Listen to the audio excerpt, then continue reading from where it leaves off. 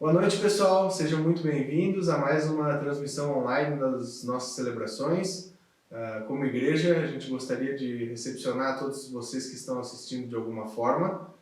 Se você foi convidado, se sinta muito bem-vindo a assistir esse nosso momento juntos como igreja. E para vocês que são membros da nossa comunidade, é um prazer poder estar experimentando esse tempo de comunhão, mesmo que nesse formato diferente, com todos vocês.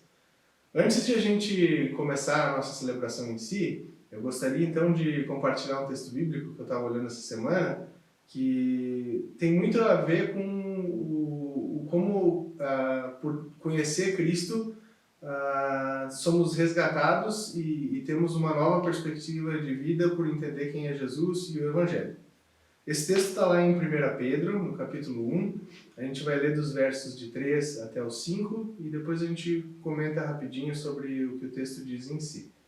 Então, capítulo 1, versos 3 a 5 de 1 Pedro, diz o seguinte, pessoal. Bendito seja o Deus e Pai de nosso Senhor Jesus Cristo. Conforme a sua grande misericórdia, Ele nos regenerou para uma esperança viva por meio da ressurreição de Cristo dentre os mortos, para uma herança que jamais poderá perecer ou macular-se, ou perder o seu valor. Herança guardada nos céus para vocês, que mediante a fé são protegidos pelo poder de Deus até chegar à salvação prestes a ser revelada no último tempo. Esse texto nos lembra de coisas muito interessantes relacionadas à nossa fé e ao nosso relacionamento com Jesus. Primeiro, como cristãos, como salvos em Cristo, a gente pode sim bem dizer a Deus por como recebemos demonstrado sua misericórdia por meio de Jesus, seu Filho.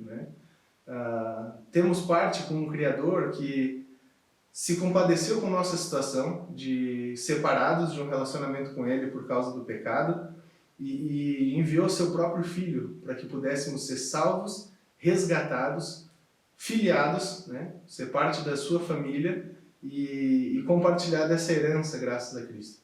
Isso, como a gente pode ver bem claro na leitura do Novo Testamento, não é mérito nosso, não é por causa das nossas capacidades, muito menos por causa de qualquer tipo de privilégio, mas através da graça que recebemos por meio de Jesus. Então, como igreja, hoje é o momento de celebrarmos também por causa disso, também por sabermos que fomos resgatados pela misericórdia de Deus através de Cristo.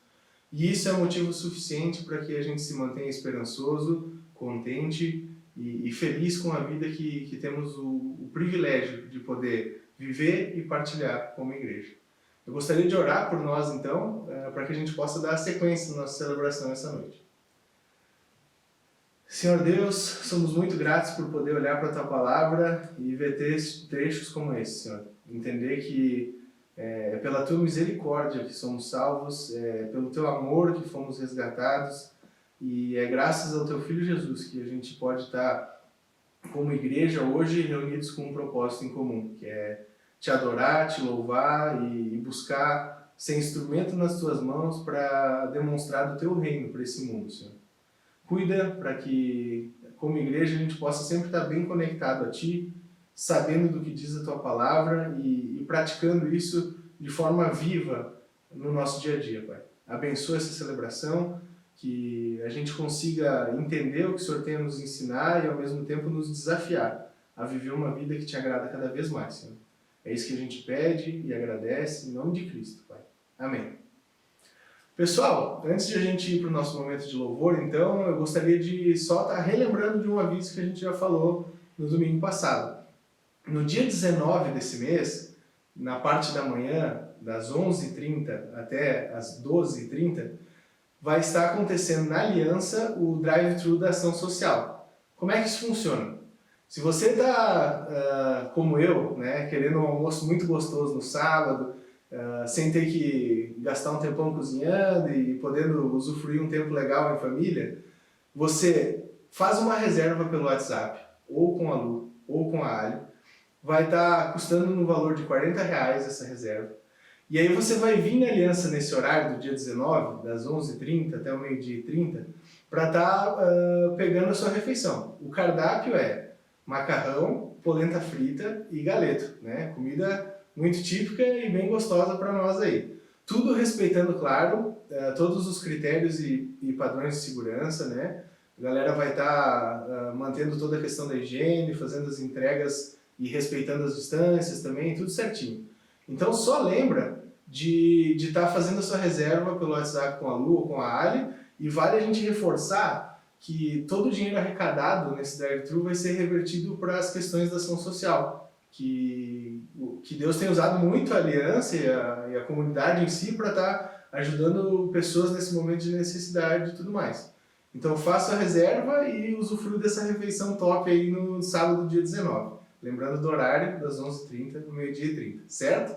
Então agora vamos dar sequência com o nosso momento de louvor. Boa noite a todos. Hoje nós vamos iniciar o nosso momento de louvor com a leitura do Salmo 89, a partir do versículo 5, diz assim: Os céus louvam as tuas maravilhas, Senhor, e a tua fidelidade na Assembleia dos Santos. Pois quem nos céus poderá comparar-se ao Senhor? Quem dentre os seres celestiais assemelha-se ao Senhor? Na Assembleia dos Santos, Deus é temível, mais do que todos os que o rodeiam. Ó Senhor, Deus dos exércitos, quem é semelhante a ti? És poderoso, Senhor, envolto em tua fidelidade. Tu dominas o revolto mar. Quando se agigantam as suas ondas, tu as acalmas. Esmagaste e mataste o monstro dos mares, com teu braço forte dispersaste os teus inimigos. Os céus são teus, e tua também é a terra. Fundaste o mundo e tudo o que nele existe. Tu criaste o norte e o sul. O Tabor e o Hermon cantam de alegria pelo teu nome. O teu braço é poderoso, a tua mão é forte. Exaltada é tua mão direita. Nesses tempos de tanta incerteza, de tanta angústia em que o mundo todo vive, é muito bom sabermos que temos ao nosso lado o Deus forte, o Deus poderoso, o Deus que criou os céus e a terra e que domina sobre tudo. Que nós possamos ter a segurança de que esse Deus está ao nosso lado, que possamos colocar a nossa esperança nele, que não falha. Vamos orar. Senhor Deus, nós te louvamos, Deus, porque na tua grandiosidade, porque tu que criaste o céu e a terra e que domina sobre tudo, tu te importaste conosco. Tu te importaste em nos garantir a vida eterna através do sacrifício de Jesus na cruz, Deus. E tu estás olhando para nós, Deus. Tu estás no controle das nossas vidas. Tu és soberano. Que nós possamos colocar toda a nossa confiança e toda a nossa esperança em Ti.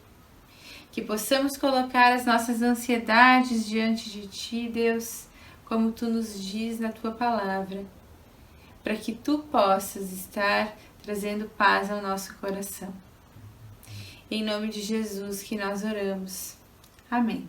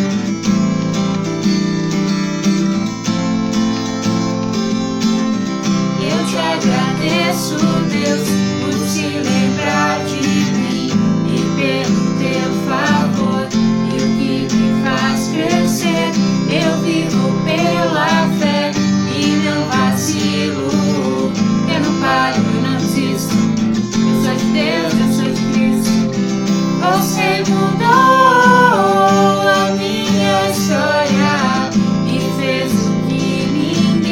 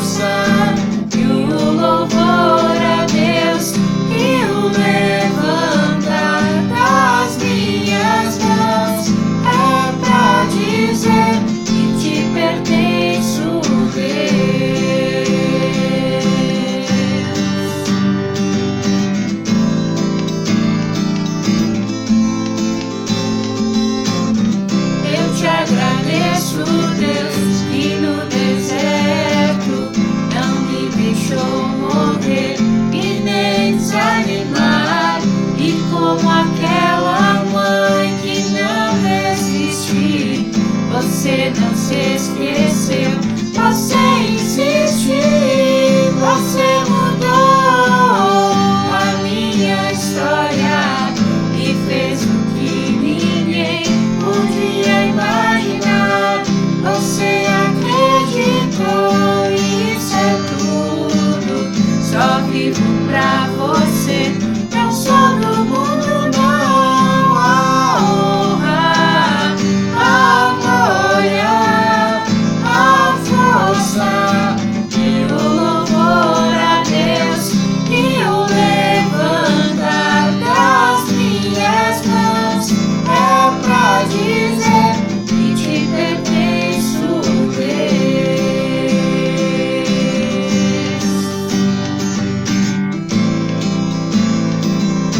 Que te pertenço, Deus.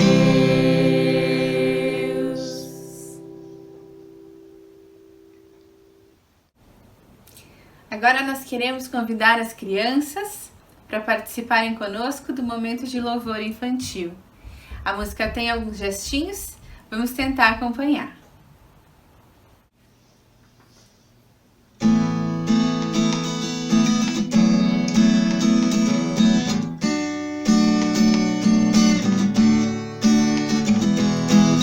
Bem-aventurado é ser feliz, tranquilo e em paz, viver como a Bíblia diz. Bem-aventurado é ser feliz, tranquilo e em paz, viver como a Bíblia diz. Feliz será quem humilde for, deixando de achar que é superior. Feliz é quem consegue chorar um bom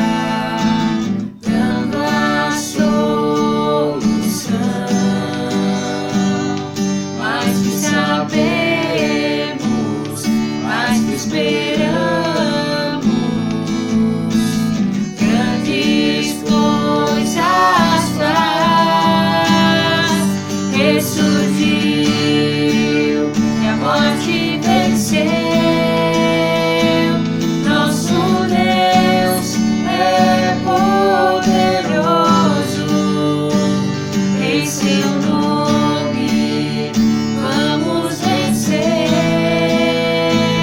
Nosso Deus é poderoso, Deus conosco nos conduzirá, jamais nos deixará, jamais nos deixará. Deus por nós quer nos abraçar, Ele nunca falhará, Ele nunca falhará. Ressurgiu, morte venceu, nosso Deus é poderoso, em seu nome vamos vencer. Nosso Deus é poderoso, nosso Deus é poderoso.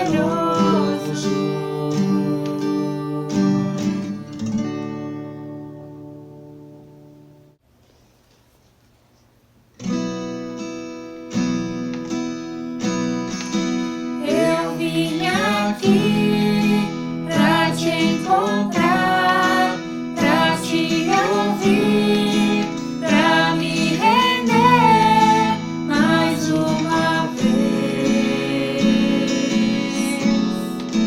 Não temerei, não vou fugir, vou aceitar o teu querer.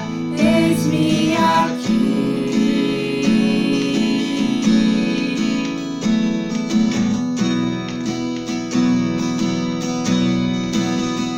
Tua voz aquece o meu coração, devolve a vida, a razão, e me faz cantar, me refaz de novo e mais uma vez, moldando o meu coração ao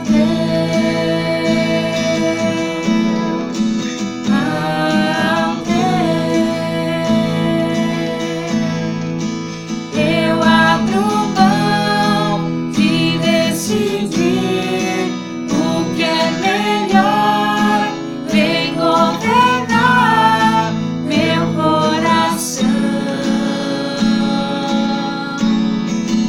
És o meu Deus, o meu Senhor, dono de mim, e mais ninguém me ama assim.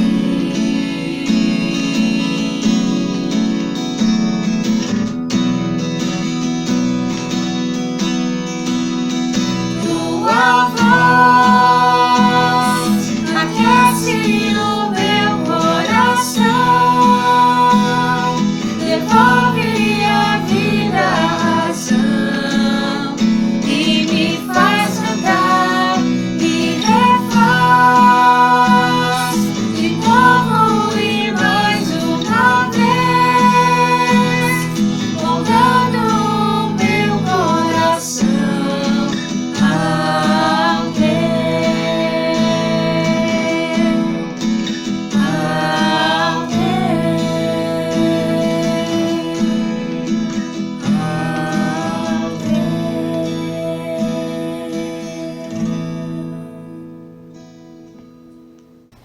Vamos orar.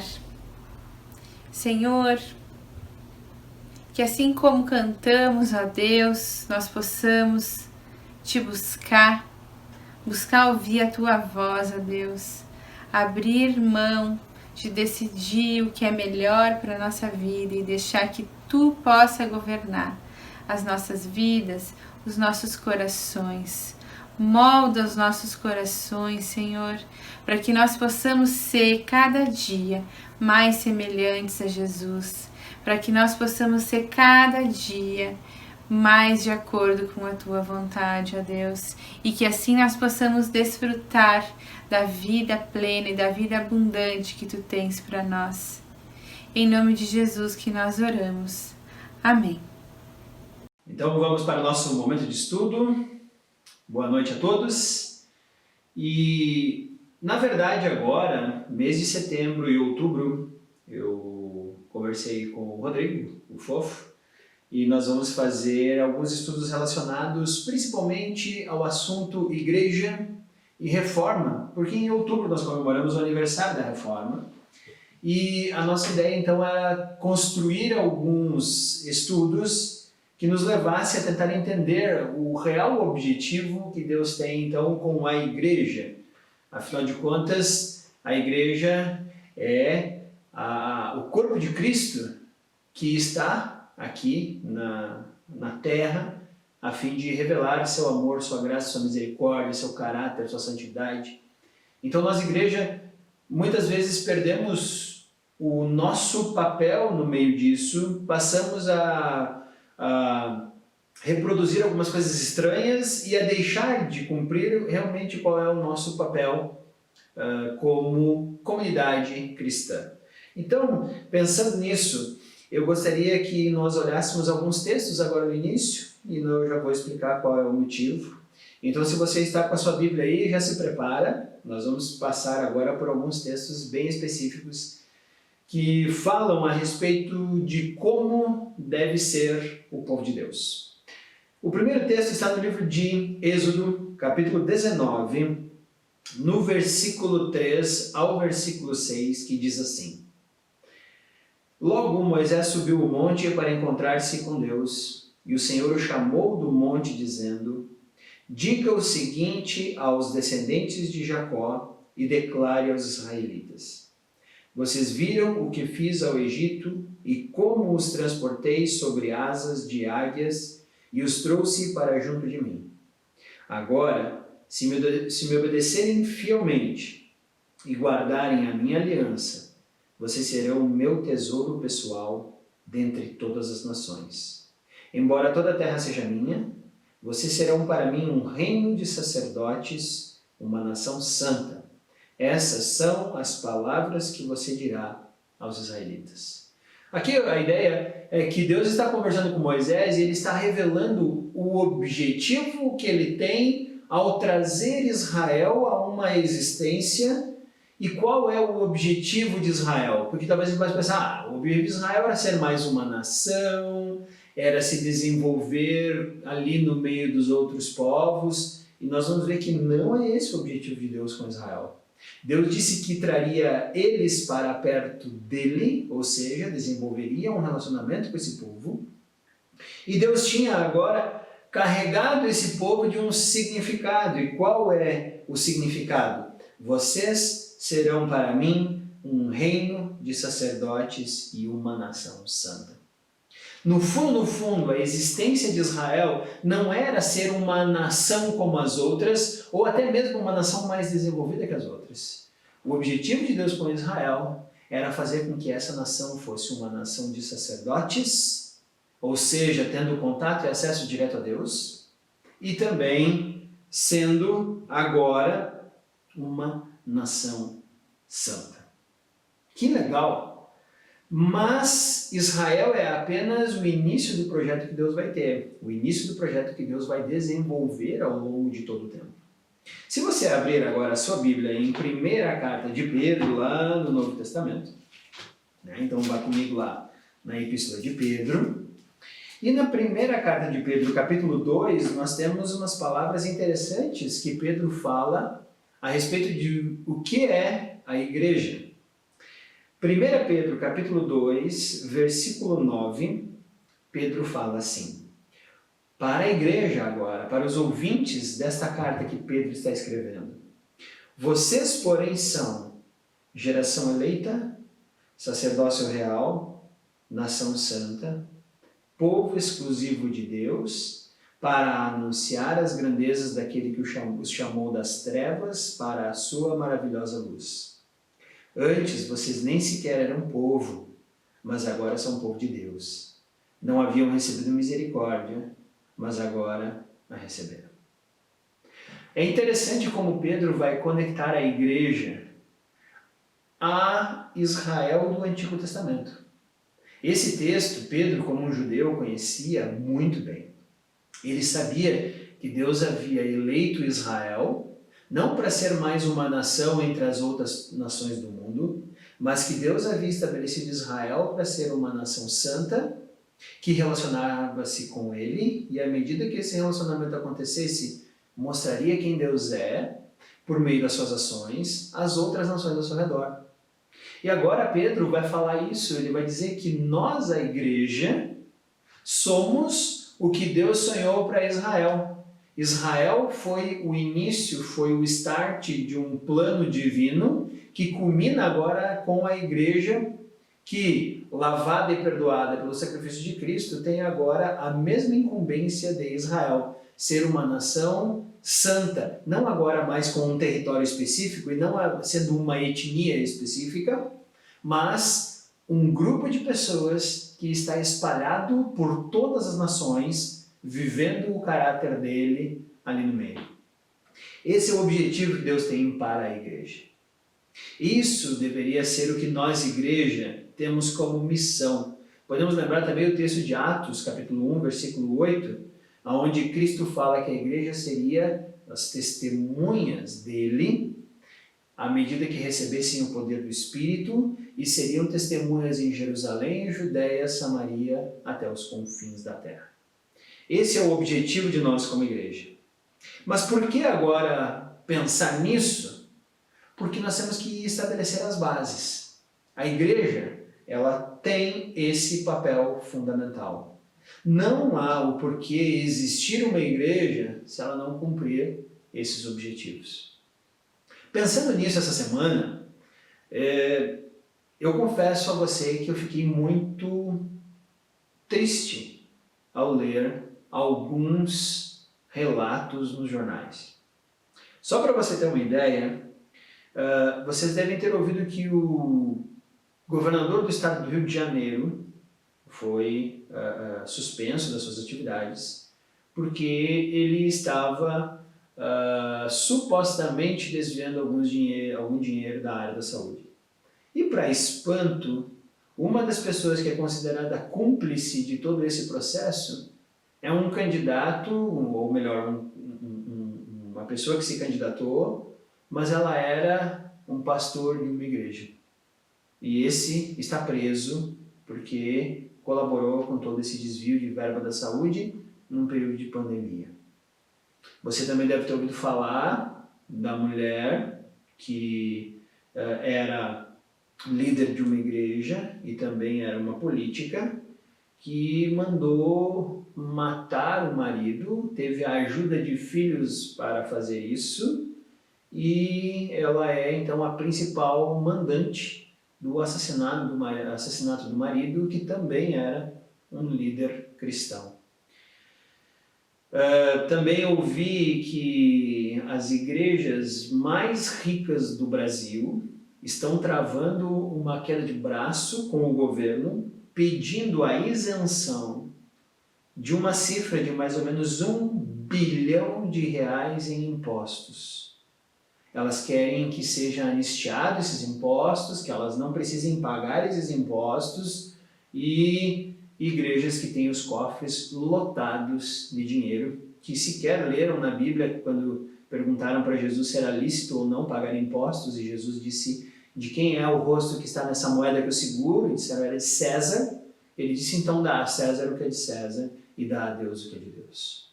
Então essas grandes lideranças evangélicas riquíssimas, pastores riquíssimos, estão fazendo pressão para que o governo isente as igrejas de pagamento de impostos.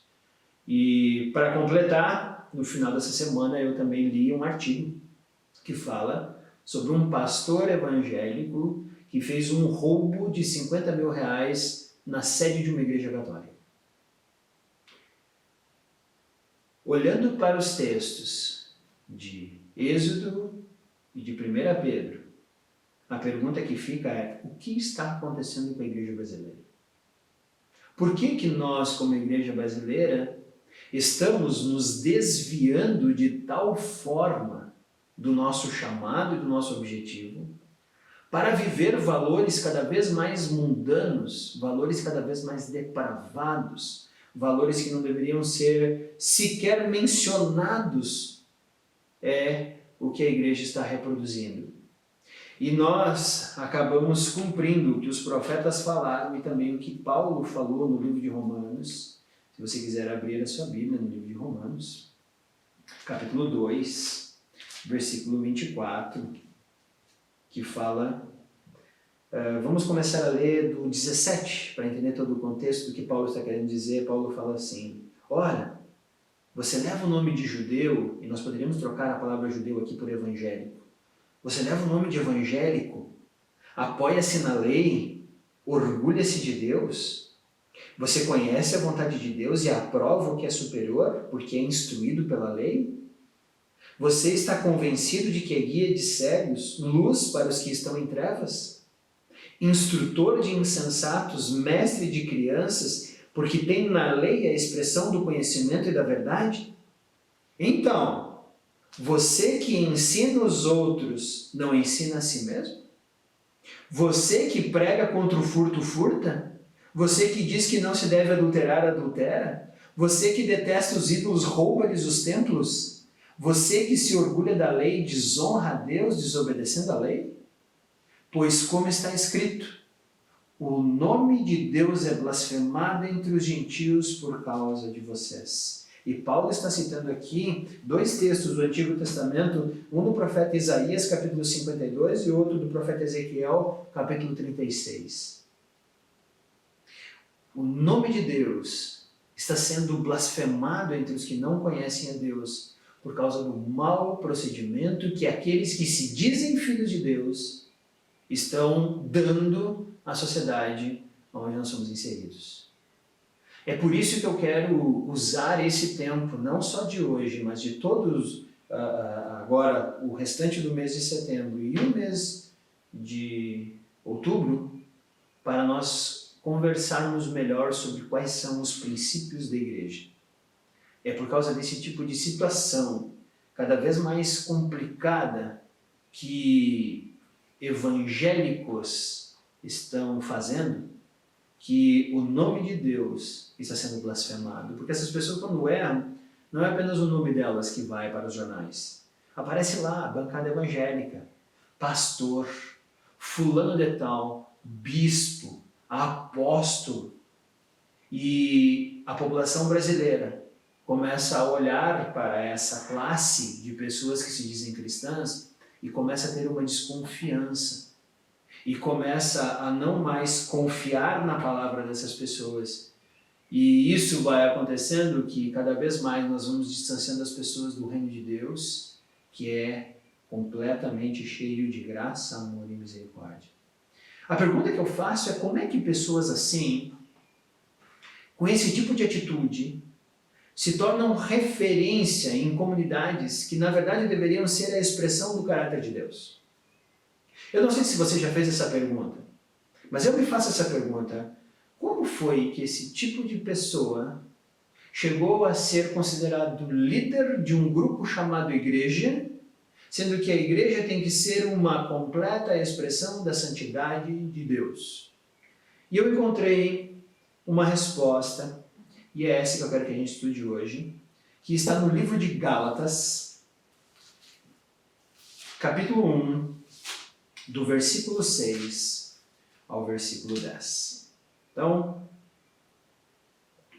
abra a sua Bíblia no livro de Gálatas, capítulo 1, e nós vamos ler do versículo 6 ao versículo 10 as palavras do apóstolo Paulo. Paulo diz assim no versículo 6: Admiro-me de que vocês estejam abandonando tão rapidamente aquele que os chamou pela graça de Cristo para seguirem outro evangelho, que na realidade não é o evangelho. O que ocorre é que algumas pessoas os estão perturbando, querendo perverter o evangelho de Cristo. Mas ainda que nós, ou um anjo dos céus, pregue um evangelho diferente daquele que lhes pregamos, que seja amaldiçoado. Como já dissemos, agora repito, se alguém lhes anuncia um evangelho diferente daquele que já receberam, que seja amaldiçoado.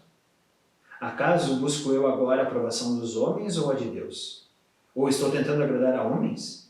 Se eu ainda estivesse procurando agradar a homens, eu não seria servo de Deus. Quando eu olho para esse texto, eu vejo uma realidade. A situação degradante da igreja não é privilégio da nossa geração. A situação degradante da igreja, ela é real desde o princípio da igreja, quando Paulo está escrevendo a carta aos Gálatas, no final do ano 50 depois de Cristo, dos anos 50, não do ano 50, no final da década de 50 depois de Cristo, vamos dizer assim, e a igreja já está correndo o risco de se desviar do evangelho verdadeiro. Para mim, essa é a grande resposta do porquê hoje nós temos esse tipo de evangelho no Brasil. Essas pessoas que tomam a igreja de assalto e acabam agora sendo líderes para daqui a pouco, lá na frente, envergonharem seu próprio nome, o nome das suas congregações, o nome dos evangélicos no Brasil ou dos cristãos no Brasil, e também o próprio nome de Deus é manchado diante da nação quando um grande líder que se diz líder acaba caindo em situações tão vergonhosas como as que eu citei no início. Qual que é o problema? Sabe quando isso começa a acontecer? Eu olho para os Gálatas e vejo esse processo que acontece aos Gálatas, aconteceu em muitas outras situações com a igreja durante os séculos e, de certa forma, eu vou dizer que acontece hoje na igreja cristã no Brasil. A primeira coisa que acontece é quando a Bíblia deixa de ser a referência para o líder de uma comunidade. E esse é o nosso grande risco. Hoje, nós temos sido muito férteis na geração de líderes, mas, ao mesmo tempo, nós temos gerado líderes que não têm a Bíblia como fundamento. E a primeira situação aqui que Paulo fala é que eles estão abandonando tão rapidamente o evangelho da graça para seguir um outro evangelho que não é evangelho. E olha o que Paulo fala, porque eles estão sofrendo pressão de algumas pessoas que estão perturbando a igreja. Então, a primeira situação é quando o líder deixa de olhar para a Bíblia e tirar da Bíblia todo o alicerce daquilo que ele fala e daquilo que ele faz e começa a colocar esse alicerce em algum outro lugar. Mas aí também vem o grande papel da igreja. A igreja deveria perceber que um líder está deixando de seguir a Bíblia. Por quê? Porque a comunidade deveria conhecer a Bíblia tanto quanto o seu líder. O problema é que hoje nós terceirizamos. Nós não queremos saber tanto da Bíblia. Parece que nós nos acostumamos e permitimos que se tem uma pessoa que conhece bem a Bíblia em nossa congregação, talvez 2, talvez 5, já estamos suficientemente tranquilos para não precisar abrir todos os dias a Bíblia, estudá-la e lê-la. Então, quando nós deixamos o texto bíblico de lado, nós corremos o risco de cair nos erros que os Gálatas caíram e que nós hoje, como Igreja Cristã Brasileira, estamos caindo. Porque hoje são muitos os gurus, e eu chamo assim essas pessoas, que propõem uma ruptura com a tradição cristã, baseados em seus próprios devaneios, e não necessariamente baseado no que a Bíblia fala. Muitas pessoas com um conhecimento muito pequeno de quem Deus é, um conhecimento ou uma valorização muito pequena do que é a Bíblia, se propõem a fazer alguma coisa inovadora sem conhecer o texto todo. Isso me lembra o que Paulo falou para Timóteo. Eu falei que nós íamos passear um pouquinho pela Bíblia. No livro de 2 Timóteo, capítulo 3, Do versículo 1 ao 5, Paulo fala assim: saiba disto, nos últimos dias sobrevirão tempos terríveis. Os homens serão egoístas, avarentos, presunçosos, arrogantes, blasfemos, desobedientes aos pais, ingratos, ímpios, sem amor pela família, irreconciliáveis, caluniadores, sem domínio próprio, cruéis, inimigos do bem, traidores, precipitados, soberbos, mais amantes dos prazeres do que amigos de Deus. Olha o versículo 5. Tendo aparência de piedade, mas negando o seu poder. Qual é o recado de Paulo no final desse versículo? Afaste-se desses também. Então, Paulo já nos alertou, Deus já nos alertou várias vezes pela palavra que chegaria um momento em que as pessoas não suportariam mais o evangelho verdadeiro e o seu coração seria dominado pela maldade, mas eles manteriam, versículo 5, a aparência de piedade. Mas as suas bocas falariam coisas blasfemas a respeito de Deus e tudo mais. Isso não significa que nós vamos ter alguém em cima de um púlpito falando para nós brigarmos, para nós entrarmos em guerra ou fazermos alguma coisa errada. Não. Essa pessoa vai distorcer os valores da palavra, tendo a aparência de piedade. Com uma carinha, como bem diz o ditado, como um lobo em pele de cordeiro, essa pessoa levaria muitas pessoas a se afastarem de Deus. E Paulo diz que Timóteo e a congregação que Timóteo está cuidando devem se afastar dessas pessoas. Então, esses muitos gurus que hoje propõem algumas reformas baseadas em seus devaneios precisam ser desmascarados. Como que eles vão ser desmascarados? À medida que nós compreendermos o texto bíblico. Não tem como eu desmascarar um falso mestre se eu não conheço a verdadeira doutrina. E mais ainda, eu vejo muita gente boa, muita gente com boas intenções, seguindo esse tipo de falso mestre, esse tipo de guru. Por quê? Porque essa pessoa não se dedicou a estudar a Bíblia com clareza, a não estudar a Bíblia na sua profundidade. Então, o primeiro problema que acontece com uma igreja que se desvia, com líderes que se desviam, é quando a palavra deixa de ser realmente relevante na sua vida. Muitas pessoas querem produzir uma reforma, e é isso a proposta do nossos estudos dos próximos meses, né? Muitas pessoas querem propor uma reforma para a igreja sem levar as pessoas até a Bíblia. Elas querem propor uma reforma na igreja baseada em suas próprias ideias. E aí se escreve livros e teses e teorias de pessoas e não necessariamente se olha para a Bíblia. E às vezes até se olha para a Bíblia, mas em uma pequena parte, para que a outra parte da Bíblia que condena a ideia dessas pessoas não precisa ser lida. Então nós levamos as pessoas a acreditarem só naquilo que nós queremos. É por isso que é uma responsabilidade nossa aprender a palavra de Deus, estudar a palavra de Deus, nos instruir na palavra de Deus. E quando eu digo isso, nós temos que ler a Bíblia. Não só autores que falam da Bíblia, mas ler o texto bíblico.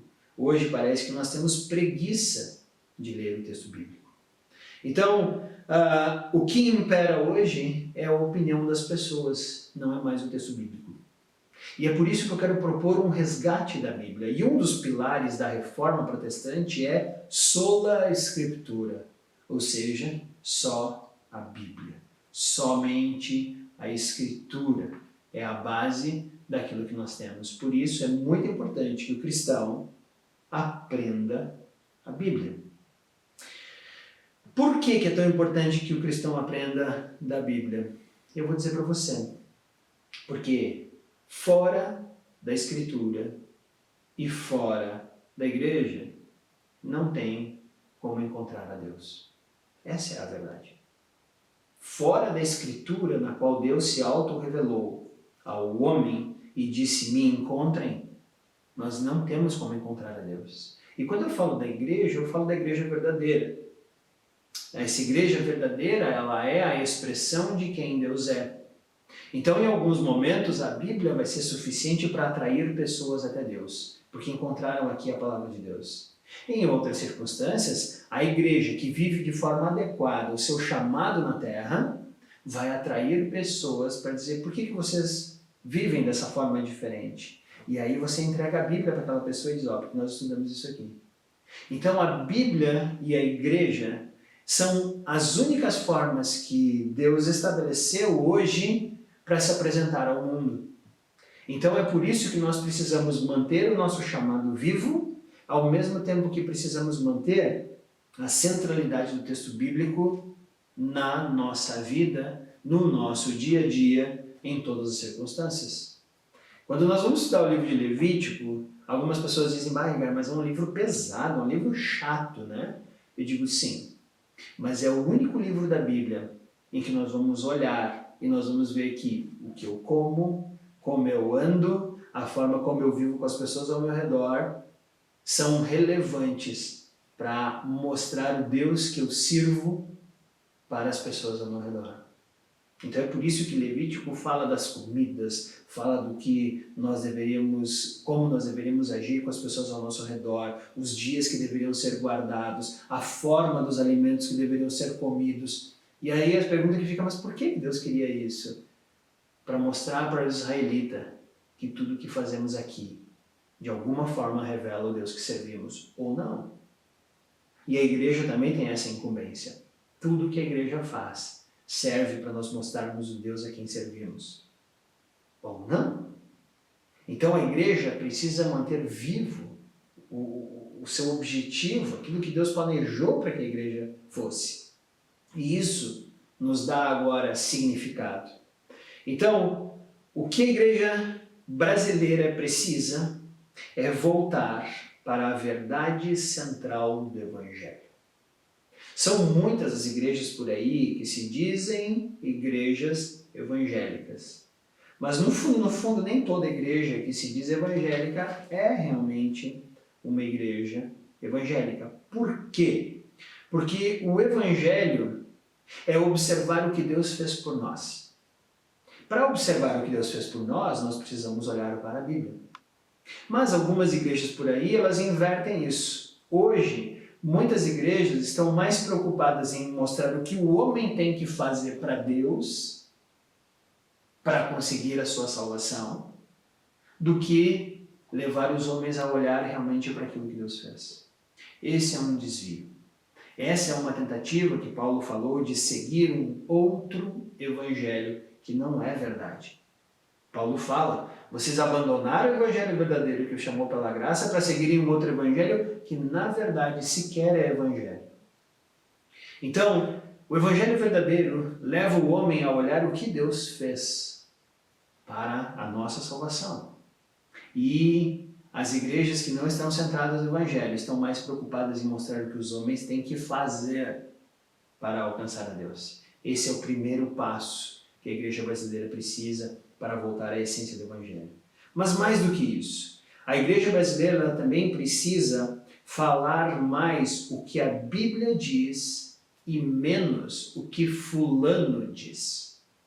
Hoje, como eu falei, nós montamos muitos gurus. Existe o nome de muitas pessoas que rolam por aí, que escrevem livros, que fazem devocionais, que são bons pregadores, que apresentam programas na televisão, que montam canais no YouTube. E eu digo assim, é ruim isso? Não, não necessariamente. Alguns são. Mas, a princípio, isso não é ruim.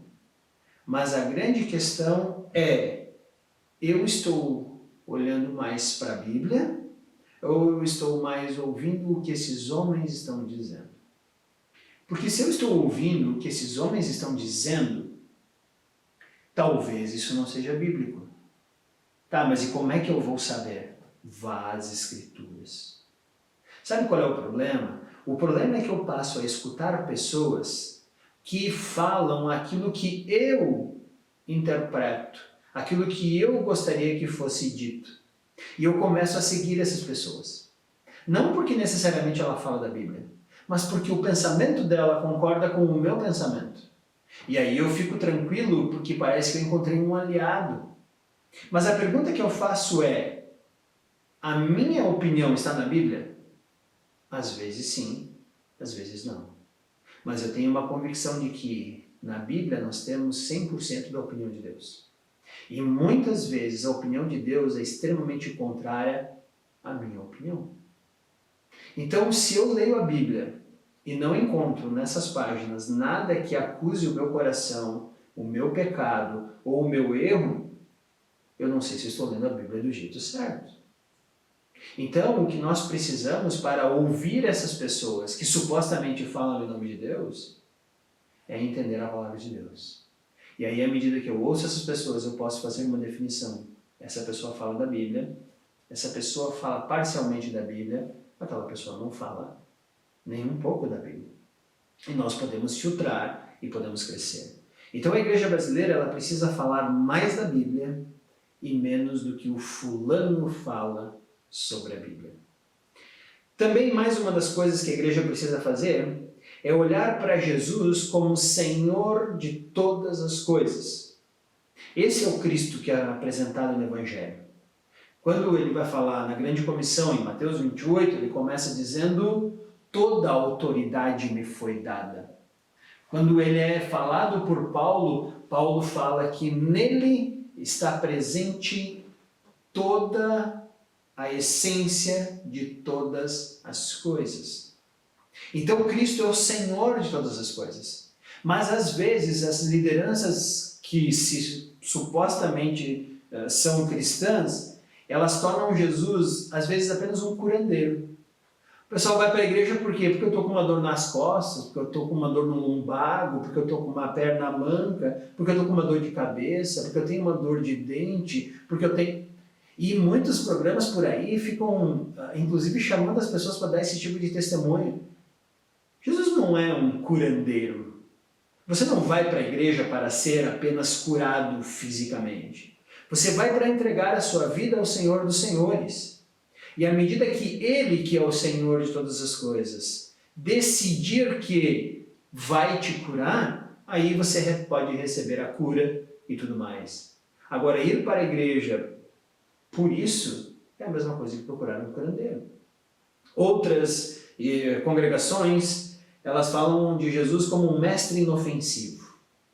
Quase uma figura pacata que está lá fazendo meditações, uma pessoa sempre tranquila, e não olha no Evangelho os momentos em que Jesus foi bastante rígido, duro, porque Ele é Deus.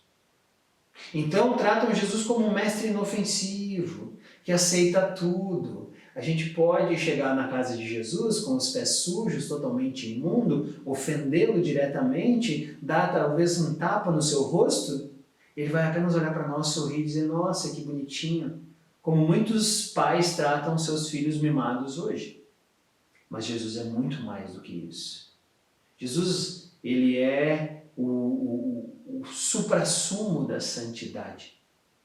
E tem gente por aí que acha que pode chegar a Cristo e insultar a sua santidade e ainda andar com Ele e Ele dar apenas um sorrisinho e aceitar a nossa malcriação diante dele.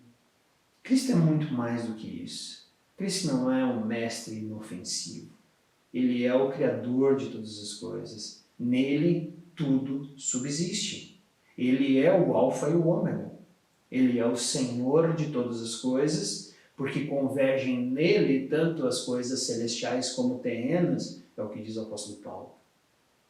E algumas pessoas também veem Jesus como uma espécie de libertador social, uma espécie de Robin Hood, onde ele veio para roubar dos ricos e entregar aos pobres. Mas também não é isso que Jesus veio fazer. É claro, não estou negando que em Cristo nós somos curados fisicamente, que em Cristo nós temos uma palavra de aceitação do nosso pecado e que em Cristo nós não temos uma libertação social. Claro que nós temos tudo isso. Mas procurar a Cristo por essas causas, antes de entender o seu sacrifício e sua santidade e a relevância de nossa vida para apresentar a sua santidade, é uma falácia da igreja. E eu acho que esse é o grande problema da igreja brasileira. Não olhar para Cristo como o Senhor de todas as coisas. Então, olha só, a igreja precisa falar mais da Bíblia e menos do que o fulano fala. A igreja precisa olhar para Cristo como o Senhor de todas as coisas e não apenas como um curandeiro, um mestre inofensivo ou um libertador social. E a igreja também precisa se preocupar mais em olhar a palavra de Deus e aquilo que Ele faz. Mas tem mais coisas. Porque a igreja também precisa parar de seguir essas revelações e essas visões que sequer consideram o texto bíblico como parte. Basta alguém se levantar no meio de uma congregação, no meio de um culto maluco, e dizer: eu tive um sonho, eu tive uma revelação, eu tive uma visão, para entregar para essa pessoa um microfone e ele levar toda uma congregação a se desviar do real sentido bíblico. Como nós cristãos somos levados nesse tipo de empolgação e emoção que sequer é bíblico. Então, nem todo sonho que você tem é de Deus. Nem todo sonho é divino. E lembre-se que Satanás está aí para enganar até mesmo, se possível, aqueles que Deus chamou para serem parte do seu reino. Então, muito cuidado. Não vamos mais cair nessa de ficar ouvindo revelação e visão que não tem fundamentação bíblica nenhuma. Toda profecia só é profecia quando a Bíblia é a base daquilo que está sendo dito. Então, quando a Bíblia for pregada de todo púlpito, todas essas pessoas vão ter uma revelação de Deus. Não precisamos de revelações e visões esdrúxulas que não fazem sentido algum só porque aquela pessoa supostamente anda com Deus. Outra coisa é que nós devemos parar de seguir pessoas que somente usam chavões evangélicos. Como basta para nós hoje, como sociedade, seguirmos pessoas que sequer têm uma integridade e uma santidade de vida, só porque ela fala alguns jargões evangélicos, irmão, varão, varoa, e aí parece que a gente desarma todas as nossas defesas e permite que esse tipo de coisa aconteça. Isso não pode acontecer.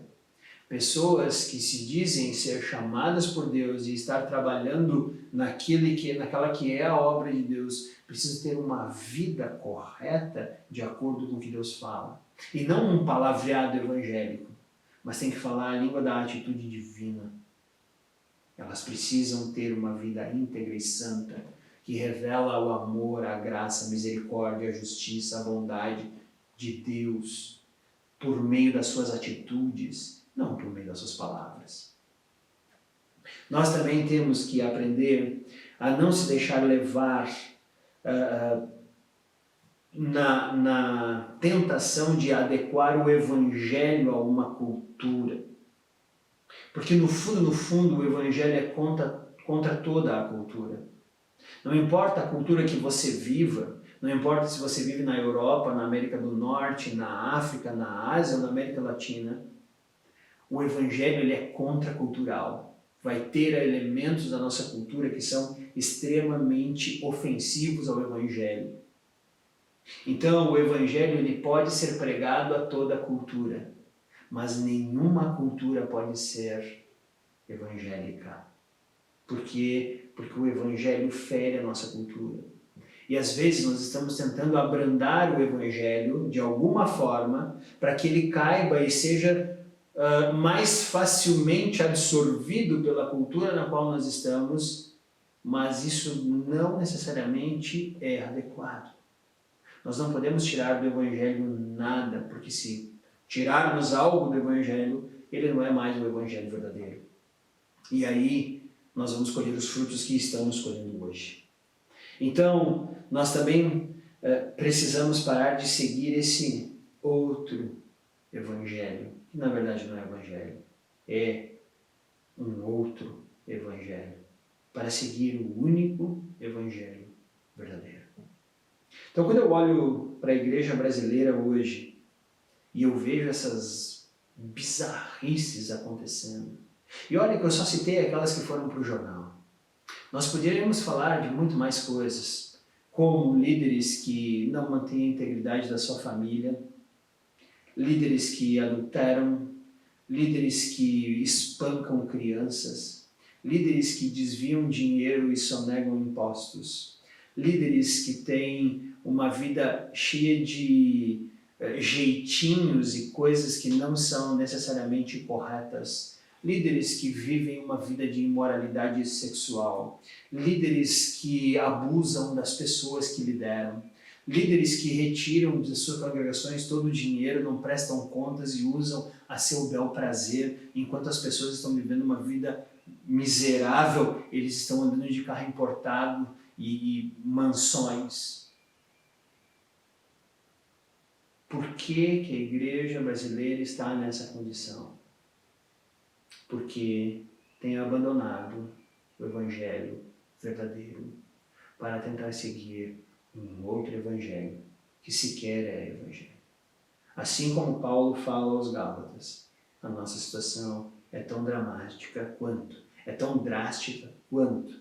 Nós talvez pudéssemos ler esse texto com Paulo falando para nós: admiro-me que vocês estejam abandonando tão rapidamente aqueles que o chamou pela graça de Cristo para seguirem outro evangelho. Aí vem a pergunta, tá, mas então o que é o evangelho? Como nós podemos manter a integridade desse evangelho vivo? Nós vamos ver isso nas próximas semanas, mas a dica que eu quero que fique para nós hoje é a seguinte: evangelho verdadeiro é a mensagem bíblica, portanto ela está na Bíblia e não em nenhum outro lugar, a mensagem bíblica da graça revelada na cruz de Cristo. Essa mensagem é confirmada pela ressurreição de Cristo, apropriada por nós por meio da fé, e por meio desse processo vamos sendo transformados pelo poder do Espírito Santo. E a nossa vida agora passa a ser aguardar a redenção que teremos quando Cristo fizer novos céus e nova terra. Toda pregação que se diz ser evangélica precisa passar por esses critérios. Primeiro, tem que ser bíblica, não pode ser da minha cabeça, tem que ser da Bíblia. Segundo, ela tem que ser revelada por meio da graça que foi a cruz de Cristo, confirmada pela ressurreição de Cristo, porque se Cristo tivesse morrido e não ressuscitado, nós ficaríamos assim, tá, não sei se isso é verdade, mas Cristo ressuscitou e veio mostrar que aquilo era real. À medida que isso acontece, então, nós agora nos apropriamos da verdade da cruz de Cristo, que revela a graça de Deus para nossos pecados, por meio da fé e por nenhum outro meio. E quando isso acontece, nós agora recebemos o poder da transformação do Espírito Santo em nossa própria vida. E vamos transformando nossos pensamentos, nossos valores. Deus não é mais o nosso Senhor. Não, desculpa, nós não somos mais o Senhor da nossa vida, mas Deus é o Senhor de nossa vida. E aí agora todos os valores que vamos reproduzir diante da sociedade que vivemos são os valores de Cristo. E por fim, aguardamos tão somente o maior momento da nossa vida, que vai ser quando Cristo voltar para restaurar tudo o que conhecemos, transformando tudo isso num novo céu e uma nova terra. Então, eu sei que nesse período de Covid-19 o nosso testemunho ficou limitado, eu sei que o nosso crescimento espiritual ficou limitado, eu sei que a nossa interação como corpo de Cristo e congregação estão limitados, mas nós ainda somos a igreja. Nós ainda somos nação santa, sacerdócio real. Nós ainda somos aqueles chamados por Deus para anunciar as suas maravilhas no meio do mundo em que estamos vivendo. Nós ainda somos a igreja. Nós não podemos permitir que algumas pessoas mal intencionadas, mal dirigidas e na ganância das suas próprias ideias, corrompa o que realmente é a igreja para nós. Então nós, igreja brasileira, precisamos voltar ao evangelho verdadeiro. Nós temos que voltar ao único evangelho que está narrado aqui nessas escrituras. É para isso que agora, então, nos meses de setembro e outubro, nós vamos estudar todo o processo que levou a igreja a ter uma autoavaliação e, inclusive, o processo que nós chamamos de reforma, na qual foram estabelecidos 5 pilares. Nós vamos falar isso mais adiante. E por meio desses 5 pilares, a verdade bíblica do evangelho verdadeiro passa a ser o que vigora para um cristianismo realmente transformador e para que a igreja recupere seu objetivo. Nós precisamos manter vivos esses pilares, pois neles é que são sustentados o verdadeiro evangelho. Então, nesse momento, meu pedido para nós é que estejamos cuidando da nossa própria vida, do nosso próprio testemunho, do nosso próprio crescimento e conhecimento da palavra de Deus, para que não percamos o objetivo que Deus estabeleceu para nós, sermos uma nação santa de sacerdotes, a igreja, a sua noiva, aquela que Ele vem resgatar no fim de tudo, para com ela viver eternamente. Essa é a igreja, essa é a nossa beleza. Vamos orar então? Senhor Deus, nós clamamos a Ti, porque vemos que muitas vezes nós nos precipitamos e fazemos algumas coisas que não são um reflexo da Tua presença em nós. Não são um reflexo do fato de nós sermos os Teus representantes aqui na Terra. Pai, como isso é complicado. Ajuda-nos, Pai, a entendermos a Tua palavra e dali tirarmos vida, para termos um testemunho verdadeiro. E como igreja, realmente revelarmos a Tua santidade, o Teu caráter, o Teu amor, a Tua graça, a Tua misericórdia. E também, Pai, para que o mundo, ao olhar isso tudo, possa saber que tem um Deus poderoso, que está aí buscando relacionar-se com todos aqueles que tiverem coragem de fazer isso. E livra-nos, Pai, dessas lideranças nocivas que atrapalham o crescimento da igreja, que mancham o Teu nome, que faz com que os gentios, com que aqueles que não Te conhecem, blasfemem Teu nome. Deus, por favor, que Tu estejas cuidando para que a Tua igreja não seja manchada por esse tipo de situação.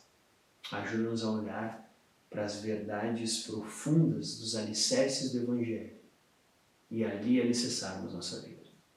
É isso que pedimos, em nome de Cristo. Amém. Então, uma boa noite a todos e tenham todos um bom final de domingo.